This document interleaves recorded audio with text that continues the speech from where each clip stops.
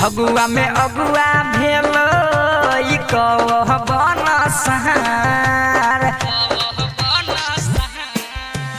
फगुआ में अगुआ भेलो ई कहबन सहार कोहरी किया मोगी हमारा सट हलई कपार हो भैया कोहरी किया मोगी हमारा सट हलई कपार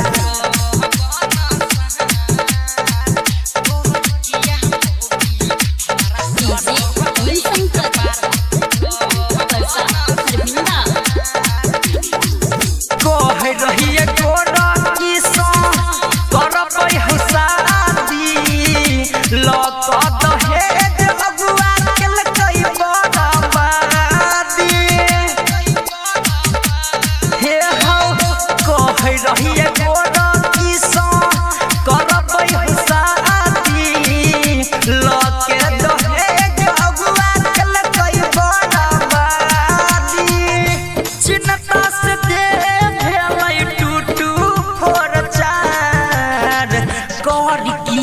होगी हमारा सट हलई कपार हो भैया तोरी किया मोगी हमारा सट हलई कपार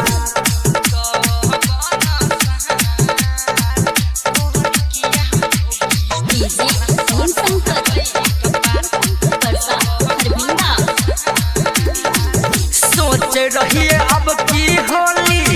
ओकरे से बात सारा सरधा कोन पुरइबो रे सोच रहिए अब की होली ओकरे से मनइबो दिला बात सारा सरधा कोन पुरइबो राम उदगनी 30% लगबो ना जगार कहर की हम होगी हमारा सट हलई कपार रे दादा